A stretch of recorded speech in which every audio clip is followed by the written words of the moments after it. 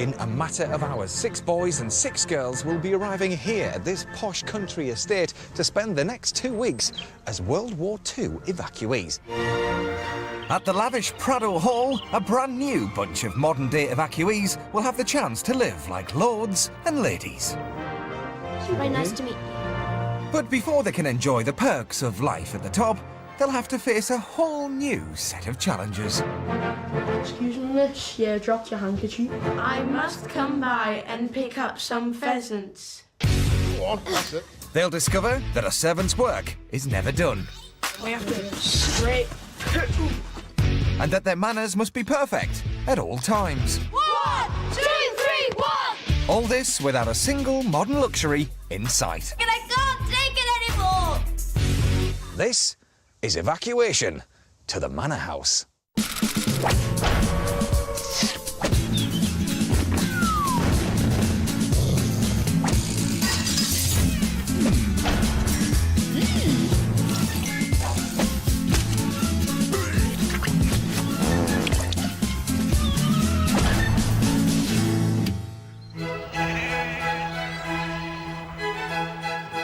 The British upper class. Rich, pampered, and very, very posh. You rang, my ladyship? 21st century children. Street smart, I like to be different because then people in my school are like, oh, look at her. fashion conscious, Part of the reason I'm growing my hair is because it looks very rock and roll. fussy, The only things I eat is peanut butter sandwich, crisps, chocolate and tomato soup. and opinionated. I detest sports with every fibre of my being. So, what would happen if this lot came to stay with this lot?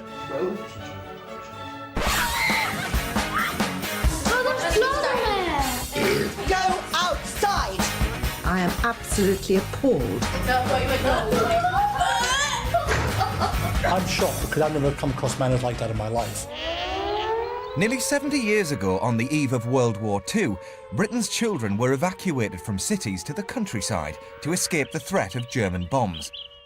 A lucky few were sent to the poshest houses in the land. Morning. Today, 6 girls and 6 boys from cities all across the UK are travelling back in time to experience what life would have been like for those evacuated to a manor house. I'll be glad to get rid of my parents, but I'll be worried as well. 1940s, watch out, Olivia's coming. I can't believe the day's come now, I'm going to be evacuated. They're ready for whatever the 1940s can throw at them.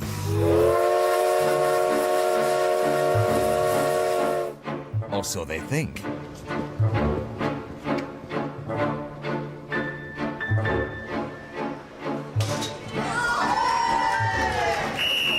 Gather round together. Gather round me here. Boys and girls, line against the wall, girls first. The real evacuees were accompanied on their journey by school teachers, and our modern-day lot will be no different. They'll be joined every step of the way by their very own school ma'am, Miss Young. When we get onto the platform, take what you are given politely.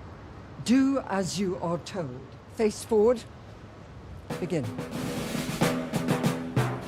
If you're going to live in wartime Britain, then you've got to have the right gear. Oh dear, for some of our fashion-conscious evacuees, I think this is going to be a bit of a culture shock. In more ways than one. There they are, take good care of them. Do not drop or scuff your shoes. Your shoes are all right, don't put your shoes in, all right? Berets. I just think they look ridiculous. I'm going to be an eyesore. I'm not too pleased about the shoes. Not my cup of tea, I'd say. I've got the most horrible socks in the world. The evacuation of city children saved thousands of lives during the Second World War, but that didn't make it any easier saying goodbye to friends and family. Again. What are you doing? Straight back. Back in 1939, as the real evacuees left for their new homes in the country, they had no idea when or if they would see their families again. I'm laughing, but I'm crying. For our brave time travellers, the next few weeks are just as uncertain. From now on, their only contact with their parents will be by letter. I'm feeling nervous. I'm feeling upset that I'm leaving my mum. I almost cried, but I didn't. Mum was like, the dad was like, love you, and I was like, love you too, Taz, so Taz.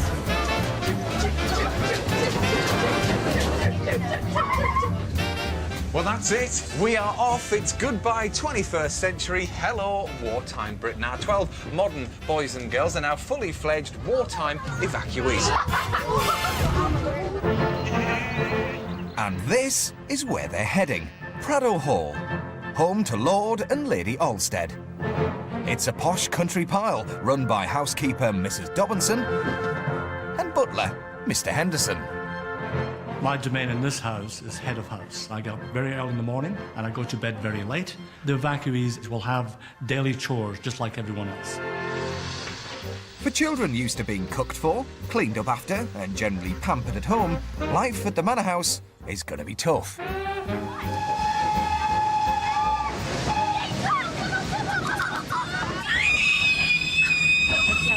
Say, what's happening back here? Sorry. That you will not do.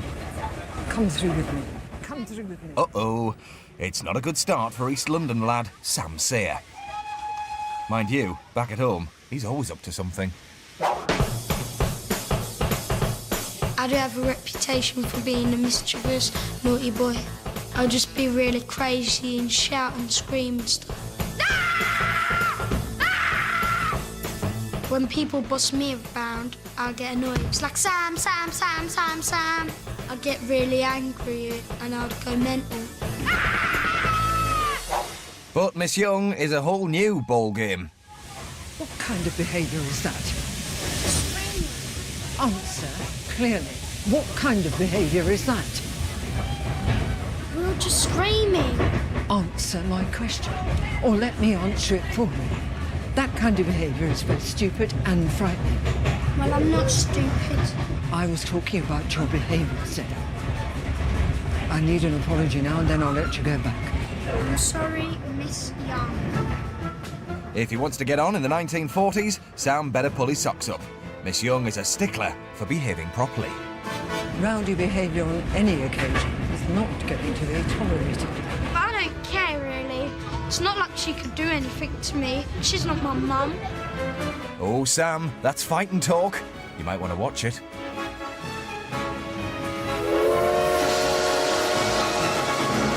Strict discipline is not the only new thing that they're going to have to get used to. At the start of the Second World War, there was a clear class divide between the haves and the have-nots. How you dressed was the biggest giveaway as to which sort you were. Our evacuees have only just noticed their outfits aren't all the same. I need a belt, not a piece of string. Look at all the rips. It's got a hole in me, it looks like a scruff, and that one just makes it look dead smart. When the real evacuees arrived, if they were scruffy and dirty, the locals presumed they were poor and rude. Those that were well-dressed were considered nice and polite. I feel pretty chuffed. I feel sorry for her, but I feel pretty happy. The Lord and Lady have very kindly sent Mr Henderson the butler to collect the evacuees in their prized Rolls Royce. Presentable, everybody? Presentable. But there's not enough room for everyone. So who will be travelling in style? Right, I'll be able to take 2 children with me.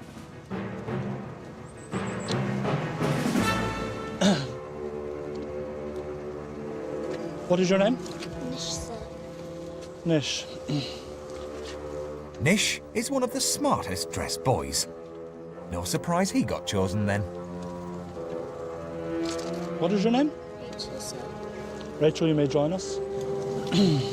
It's the evacuees' first taste of 1940s snobbery. I expect to see you all back at the house shortly. And for those too scruffy to deserve a relaxing ride in the Rolls, there's a more common mode of transport to the Manor. We walk. Follow me.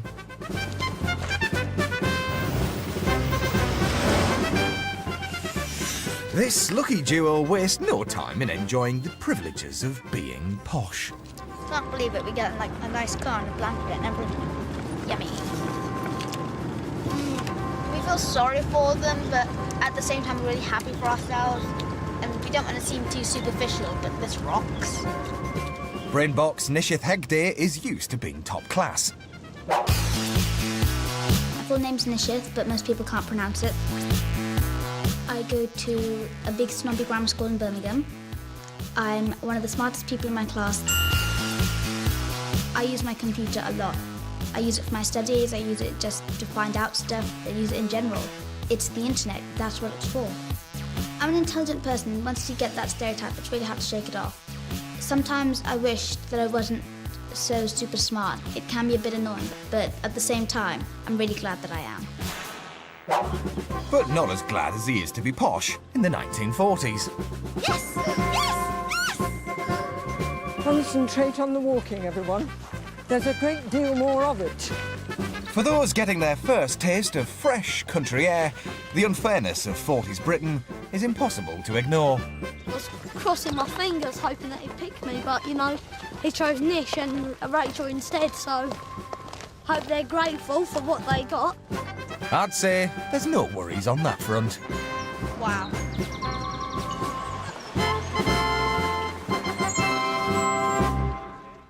Good afternoon, Miss Young. Good afternoon. Good to see you. Your evacuees are here. Thank you. Although they're guests of the Lord and Lady, during their time at Prado Hall, our modern-day evacuees will be living under the watchful eye of Mr Henderson and the staff. Come on, make it snappy. We haven't got all day. Come on. Put the cases down and face me. Woe betide anyone who gets on the wrong side of them. My name is Mr Henderson, and I'm the butler here. A butler's job is to manage the staff and the household. Fortunately for our evacuees, Mr Henderson rules both with a rod of iron. The number one rule today that you will learn is respect. Respect for my house, respect for my staff, and respect for each other. Is that clear? Yes, sir. Yes, Mr Henderson. Yes, Mr. Henderson. Some evacuees did come from privileged backgrounds, but the vast majority were from poor inner-city slums. Come along in, children. Would you please just sort of line up along there, please? When they first arrived in the countryside, folk were appalled by the grubby state they were in, and everyone got a thorough cleaning up.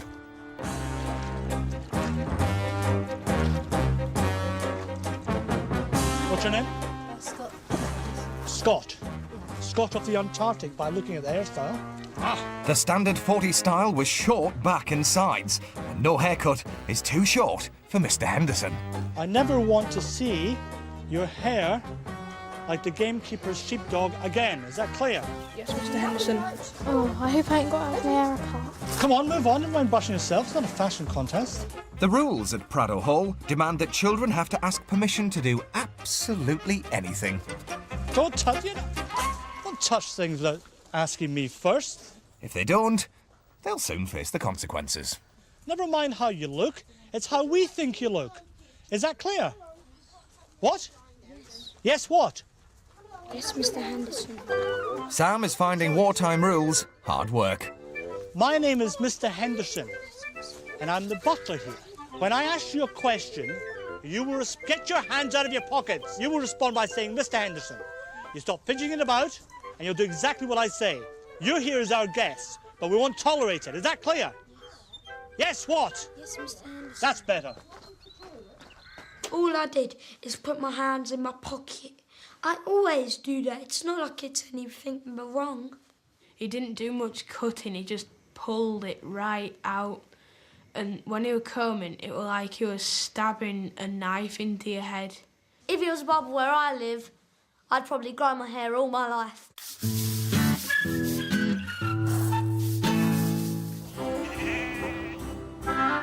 At the start of the war, class was everything.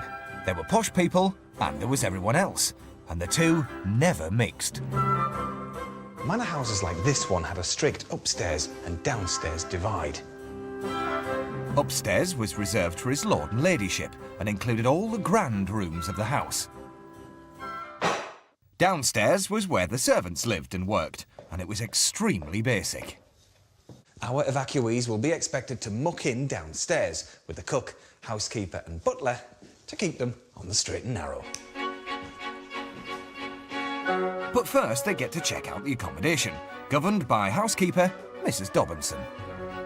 Don't drop your bags on the way up, will you? Hold on to your cases tightly. The servants' quarters have been converted into dormitories, but like houses up and down the country, Prado Hall didn't know how many evacuees to expect when the war broke out. There's 6 of us. And 5 beds. Yeah. No, yeah. 4 beds. Yeah, 4 beds.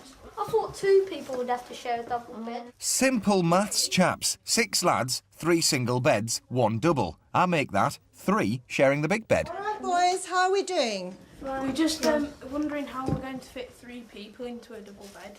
One of you's going to have to sleep with their feet here. One of you's going to have to sleep with their feet there. And one's going to have the feet there again. Ah, Jack. Learning to make do. That's the wartime spirit. In the girls' dorm, the 40s fixation with discipline and detail is already rubbing off on one evacuee. Are you doing that for? Because they're really dirty. But I don't want to get told off. Exactly, you get told off if she sees you doing that. She's going to tell me off for shining my shoes. She'll give me a sticker. Mary Ellen Jones wouldn't usually be seen dead wearing sandals, let alone polishing them. I would say I'm quirky, but I'm proud of it. Standing out is my main thing. Like, when I walk into a room, I want people to look at me. I like my clothes to be like leopard prints and like really bright and electric colour, so like people notice you. I'm a fashion leader. Yeah. Well, most of my friends, like, they think that I'm like top notch. Mary's shoe cleaning's got her noticed all right, but not how she'd hoped. What's that smell? Can I smell shoe polish? Has anyone had shoe polish out? That was me. You have? Yeah. What have you been doing with it? There was a bit on my shoe that was scuffed, so I put some on it. Well, I don't think that's a very good idea at all, do you? What does shoe polish do? Polish your shoes? It does more than polish your shoes. It stains everything it gets onto. You never, ever, ever polish your shoes in the bedrooms. Okay. Hand it to me. There's just no pleasing some people.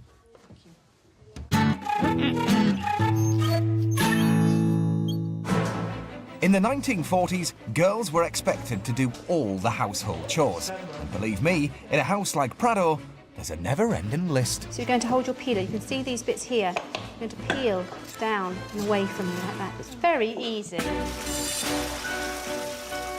But to help out on this first day, the boys have been given an especially dirty job. The sooner we do this, the sooner we'll have free time and stuff. Mr Henderson has unpacked a load of old crockery for the evacuees to use during their stay, and he wants it clean. What are you putting plates in it for? He's rejecting. We're rejecting them. One speck of dirt on a plate. With 20 years of butler training under his belt, Mr Henderson has done every chore under the sun. Nearly finished, boys? Stand up. We've done quite a lot. We're not nearly. You find quite a lot. Yeah, we've done. So he knows when a job has been done properly. Who's washed these? Yeah. They're not clean. And when corners have been cut. Give me up. Boys, stop. You're going to do all these again. They're not good enough. You can't eat off of them. Do you remember I said about standards? Do you remember? Today, got to be done right the first time. So take the plates out in the sinks, get 2 new washer-uppers. You better get your act together. I've got a dinner soon, and I want them clean, or it will be done again. Is that clear? Come on. I think he's just taking the mickey, really, expecting us to clean that many plates, but there's only 2 washers. There's so many plates. And there's only 2 washers. Oh, just get on with it, boys. The girls have finished the spuds and they're ready for supper. Ah, cook! Thanks very much. A lovely hearty portion of beef stew with carrots and cabbage. Hey, you can't beat a bit of good country cooking, as I'm sure our city evacuees will agree. That looks very good, doesn't it? While the Lord and Lady eat upstairs in the lap of luxury, the servants and our evacuees gather downstairs in far simpler surroundings. You may be seated. But whether upstairs or downstairs, at Prado Hall, manners are always essential. Are you all hungry? Now remember, I want to eat everything up. There is no other food tonight. Evacuees were guests of the houses they stayed in, so being picky about the food was, quite simply, not the done thing. You don't like beef? I don't eat meat as well. We don't eat meat. Oh dear. I feel a storm brewing for Sam. What do you mean you don't eat meat? We're vegetarians. A what? I've never heard of a vegetarian before. How can you live on vegetables alone? We're not rabbits. During the war, people who didn't eat meat were viewed with suspicion. After all, Adolf Hitler was a vegetarian. Still, Mr Henderson is determined his evacuees won't go hungry. I think you should have some more cabbage. Have some more cabbage. I've had enough, thank you. No, have a little bit more, because I'm a bit concerned you might not have any more to eat tonight. Have a little bit more cabbage. And I mean a good lot. We've all had plenty of meat. Lift the plate up and bring it to the dish. Now let's get some piles of cabbage on there. Come on. Pile it on. Come on, keep it going. Pile it up. Do you want me to do the cabbage for you? There we are. On top of being grateful for what you received, an essential part of getting on at a 40s dining table was to display the correct manners at all times. What are you doing? You're not using your fingers to edge cabbage with, are you? I did. I pull it up. I'm sorry. I put the fork in my mouth and then I pushed it in because some was falling out. Oh, poor Sam. He just can't get anything right. Fingers are not for your mouth.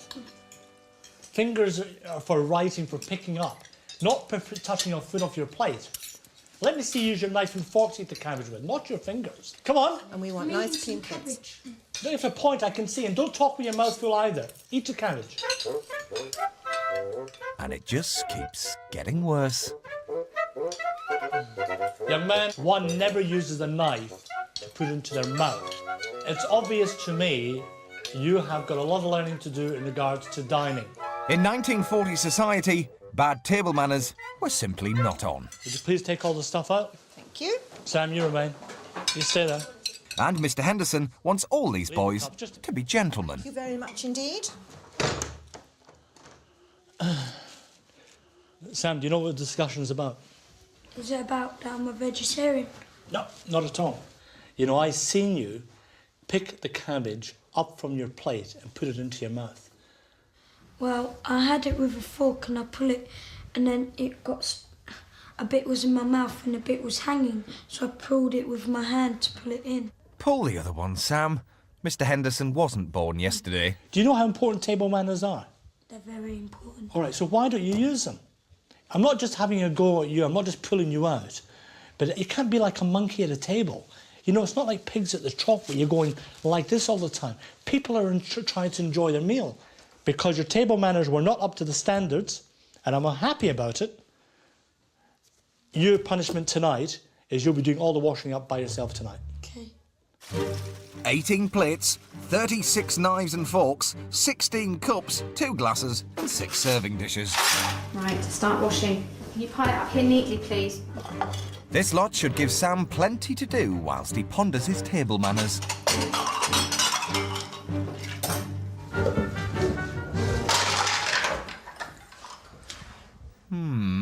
Well, that's one way of getting through it. Let's hope Mr Henderson doesn't notice. Luckily for Sam, he's gone upstairs, where a surprise is in store for the other evacuees.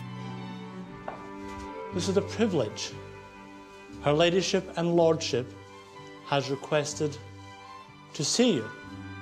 But Mr Henderson has other ideas about this. Myself and my staff have decided that only 4 of you should see her Lord and Ladyship today.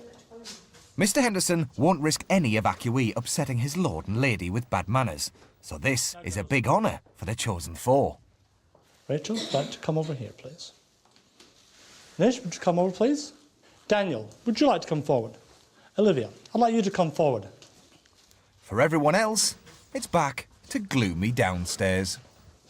The most important thing about meeting her Lord and Ladyship is manners and etiquette. Well, that and what treats they're going to get while in the luxurious drawing room. So, gentlemen, when you meet her Lord and Ladyship, I would like to give a nice firm handshake and a neck bow. Ladies, handshake, and I would like you to curtsy. Time to greet the upper classes. Better make a good first impression. Good afternoon, ma'am. Good afternoon, sir. Ladies and gentlemen, come through.